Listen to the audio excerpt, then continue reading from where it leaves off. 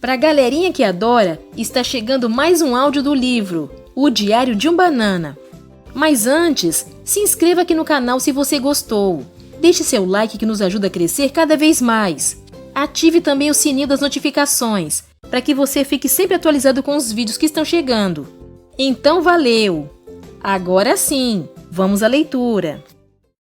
Dia da semana, terça-feira. Hoje teve outro anúncio no alto-falante, e para falar a verdade, eu meio que sabia que ele estava vindo. Eu sabia que era só uma questão de tempo, até que me pegassem pelo que aconteceu na semana passada. Quando cheguei ao gabinete do Sr. Winsky, ele estava muito bravo. Ele me disse que era uma fonte anônima que tinha lhe informado que eu era o real culpado no incidente das minhocas. Aí ele me disse que eu estava dispensado das minhas funções na patrulha de segurança, a se efetivar de imediato. Bom, não precisa de um detetive para saber que a fonte anônima foi o Hawley. Não acredito que ele me apunhalou pelas costas desse jeito.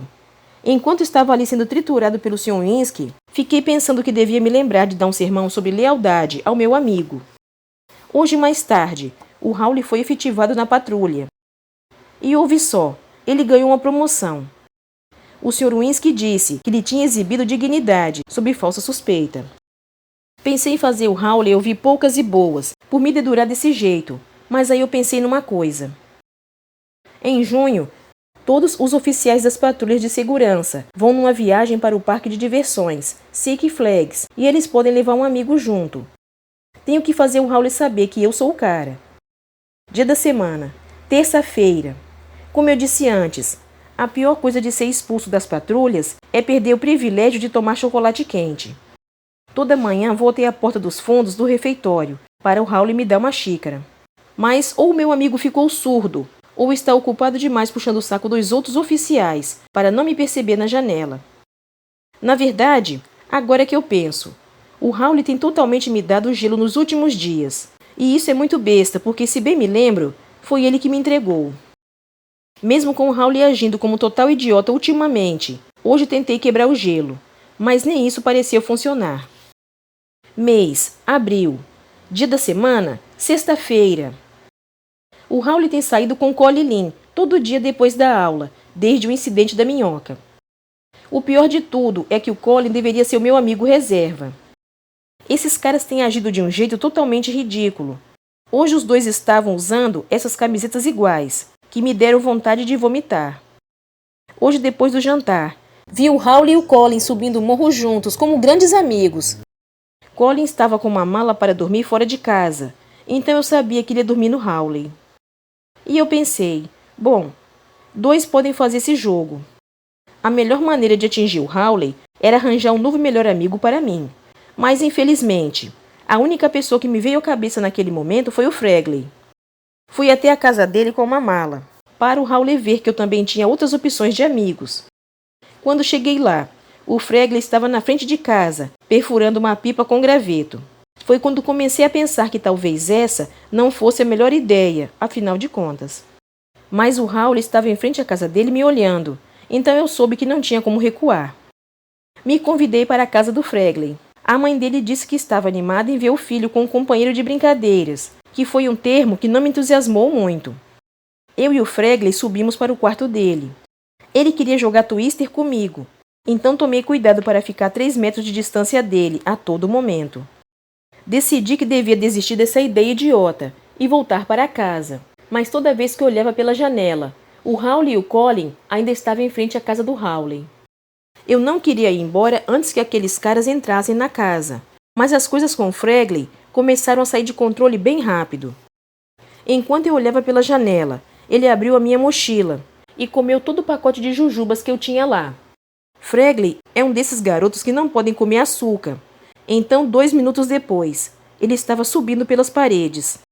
Ele começou a agir como um total maníaco e me perseguiu pelo andar de cima inteiro. Pensei que ele ia baixar a bola do seu barato de açúcar, mas ele não baixou. Acabei me trancando no banheiro para esperar ele se acalmar. Lá pelas 11h30 da noite, as coisas se acalmaram no corredor. Foi quando o Fregley passou um pedaço de papel por debaixo da porta. Eu peguei o papel e li. Essa foi a última coisa de que me lembro antes de apagar. Voltei a mim algumas horas depois. Quando acordei, abri uma fresta na porta e ouvi roncos que vinham do quarto do Fregley. Então decidi escapar. A mamãe e o papai não ficaram muito felizes em ser tirados da cama às 2 horas da manhã, mas a essa altura eu não me importava nem um pouco. Dia da semana, segunda-feira. Bem, eu e o Hawley temos sido oficialmente ex-amigos há mais ou menos um mês, e para ser honesto, estou melhor sem ele. Estou feliz em poder fazer o que quiser, sem ter que ficar carregando aquele peso morto. Ultimamente tenho ficado no quarto do Roderick depois da aula, olhando as coisas dele. No outro dia encontrei um dos seus antigos anuários da escola. O Roderick escreveu na foto de todo mundo no seu anuário, então dá para saber o que ele achava de todos do seu ano. De vez em quando, eu vejo um dos ex-colegas do Roderick, e tenho que lembrar de agradecer a ele por fazer a igreja bem mais interessante. Mas a página mais interessante do anuário do Roderick é a página dos favoritos da turma. É lá que ele põe as fotos dos garotos que foram votados mais popular, ou mais talentoso e tudo mais. O Roderick também escreveu na página dos favoritos da turma. Sabe, essa coisa de favoritos da turma me deixou pensando. Se você consegue ser votado para essa página, vira praticamente um imortal.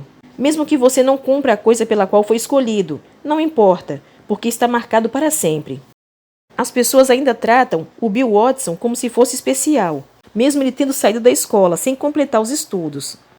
A gente ainda encontra ele de vez em quando no mercado. Então isso é o que eu estou pensando. Este ano escolar foi meio que uma bomba, mas se conseguir ser votado para ser um favorito da turma, vou sair por cima. Tenho tentado pensar em uma categoria para a qual eu tenha chance. Mais popular e mais atlético estão definitivamente fora, então vou ter que encontrar alguma coisa que esteja mais ao meu alcance. Primeiro pensei que talvez eu pudesse usar roupas muito bacanas até o fim do ano para virar mais bem vestido.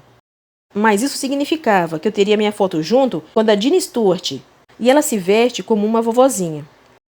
Dia da semana, quarta-feira. Ontem à noite eu estava na cama e uma luz baixou em mim. Eu devia tentar ser o palhaço da turma. Não é como se eu fosse conhecido por ser muito engraçado na escola nem nada, mas se conseguisse pregar uma grande peça logo antes da votação, poderia ser o suficiente. Mês, maio. Dia da semana, quinta-feira. Hoje eu estava tentando pensar em como iria conseguir colocar uma taxinha na cadeira do Sr. Wart, na aula de história, quando ele falou uma coisa que me fez repensar meu plano. O Sr. Wart nos disse que ele tem uma consulta no dentista amanhã, então teremos um substituto. Esses caras são como ouro cômico. Você pode dizer praticamente tudo o que quiser e não se dá mal. Dia da semana, sexta-feira. Entrei hoje na minha aula de história pronto para executar meu plano, mas quando cheguei na porta, adivinhe quem era a professora substituta? De todas as pessoas no mundo que podiam dar aula hoje, tinha que ser a minha mãe? Achei que os dias de envolvimento da mamãe com a escola tinham acabado. Ela era uma dessas mães que vêm para ajudar no dever da escola, mas tudo isso mudou quando eu estava no 3º ano, e ela se ofereceu como voluntária para ser a monitora na nossa visita ao zoológico. A mamãe tinha preparado todo tipo de material para ajudar as crianças a apreciar melhor os diferentes bichos, mas tudo que qualquer um queria era ver os animais indo ao banheiro. De todo jeito, a mamãe arruinou totalmente meu plano para virar palhaço da turma. Tenho sorte de não ter uma categoria chamada Maior Filhinho da Mamãe, porque depois de hoje eu ganharia essa de lavada. Dia da semana, quarta-feira. O jornal escolar saiu hoje mais uma vez. Me demiti do cargo de cartunista da escola, depois que Craigton, o estudante curioso, foi publicado, e eu não estava me importando com quem eles iriam escolher para me substituir. Mas todo mundo estava rindo da página de quadrinhos no almoço, então peguei um exemplar para ver o que era tão engraçado, e quando abri a página, não pude acreditar no que vi. Era o Epa Neném, e claro, o Sr. Ira não mudou uma única palavra da tira do Hawley. Então agora o Hawley está ganhando toda a fama que era para ser minha. Até os professores estão puxando o saco dele. Eu quase devolvi o almoço quando o Sr. Wart deixou o giz cair na aula de história. Dia da semana, segunda-feira. Essa história do Epa Neném realmente me irritou. O Hawley está ficando com todo o crédito por uns quadrinhos que a gente bolou juntos. Pensei que o mínimo que ele podia fazer era pôr o meu nome como co-criador na tira. Então fui até o Hawley depois da aula e falei para ele o que iria ter que fazer. Mas ele disse que a ideia do Epa Neném era toda dele e que eu não tinha nada a ver com aquilo. Acho que devíamos estar falando bem alto, porque quando a gente viu, tinha atraído uma plateia. Os garotos da minha escola estão sempre loucos para ver uma briga. Eu e o Raul tentamos ir embora, mas aquele pessoal não ia deixar a gente sossegado antes que rolasse alguns socos. Eu nunca na minha vida estive numa briga de verdade, então não sabia como deveria ser a minha postura, ou como deveria manter os punhos. E dava para ver que o Raul também não sabia o que estava fazendo, porque ele só ficava saltitando como um duende. Eu estava certo de que podia encarar o Raul numa briga, mas o que me deixava nervoso é que ele faz karatê. Não sei que tipo de truque eles ensinam nessas aulas, mas a última coisa que eu precisava é que ele me derrubasse bem ali no meio da quadra. Antes que eu ou o Raul dessemos algum golpe, ouvimos um barulho de freada no estacionamento da escola. Um punhado de adolescentes tinha parado a picape deles e começado a sair do carro. Fiquei feliz que a atenção de todo mundo se voltasse para os adolescentes, em vez de para nós. Mas todos os outros garotos correram quando os caras vieram na nossa direção. Nessa hora percebi que aqueles adolescentes eram muito familiares. Foi aí que caiu a ficha. Aqueles eram os mesmos caras que tinham perseguido eu e o Raul na noite do Dia das Bruxas e que finalmente tinham nos encontrado. Mas antes que pudéssemos sair correndo, eles já estavam segurando nossos braços, atrás das nossas costas. Aqueles caras queriam nos dar uma lição, por termos zoado com eles na noite do Dia das Bruxas.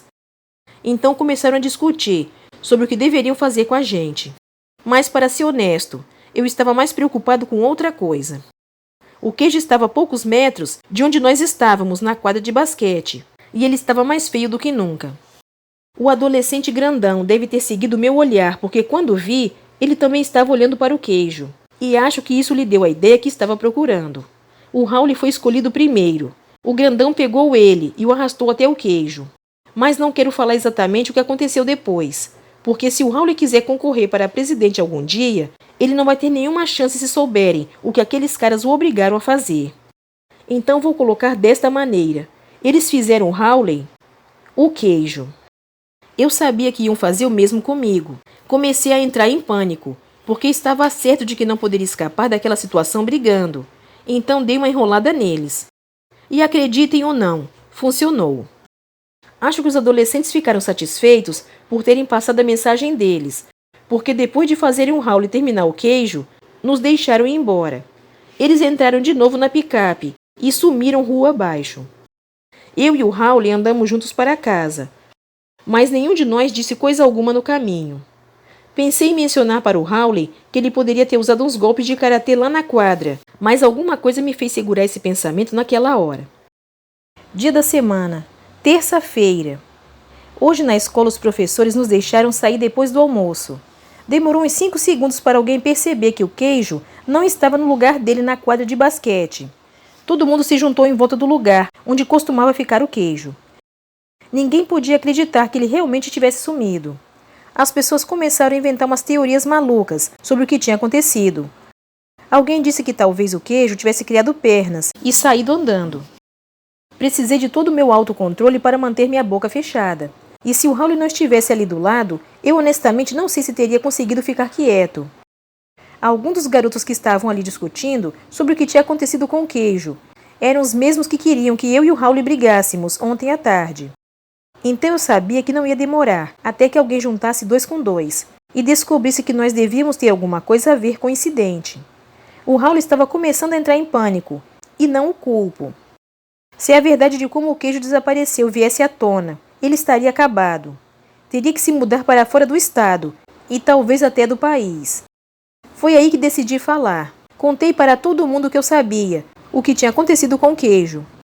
Falei que eu tinha me cansado da presença dele ali na quadra, e tinha me livrado do queijo de uma vez por todas. Por um segundo todo mundo congelou. Achei que as pessoas iam começar a me agradecer pelo que eu tinha feito, mas cara, como estava enganado. Eu gostaria muito de ter contado a minha história um pouco diferente, porque se eu tivesse jogado o queijo fora, adivinha o que isso queria dizer?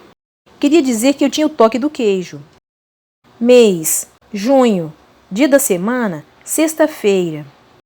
Bem, se o Raul gostou do que eu fiz por ele na semana passada, não falou. Mas começamos de novo a passar a tarde juntos, depois da aula. Então acho que isso significa que nós dois estamos de volta ao normal. Tenho que dizer que até agora, ter o toque do queijo não tem sido tão mal. Me livrou de fazer aula de quadrilha em educação física, porque ninguém queria dançar comigo. E fiquei com a mesa do almoço só para mim todos os dias. Hoje foi o último dia de aula e distribuir os anuários, depois da 8ª aula. Folhei até a página dos favoritos da turma, e esta é a foto que estava esperando por mim. Tudo o que posso dizer é que se alguém quiser um anuário de graça, pode procurar um dentro da lixeira, nos fundos do refeitório. Sabe, por mim o Raul pode ficar com o título de palhaço da turma, mas se ele começar a ficar convencido demais, só vou lembrá-lo que foi ele quem comeu. A leitura deste livro chegou ao fim, e em breve faremos a leitura de um outro livro. Agradeço a sua companhia. E continue aqui nos acompanhando. Fique com Deus. E até o próximo vídeo.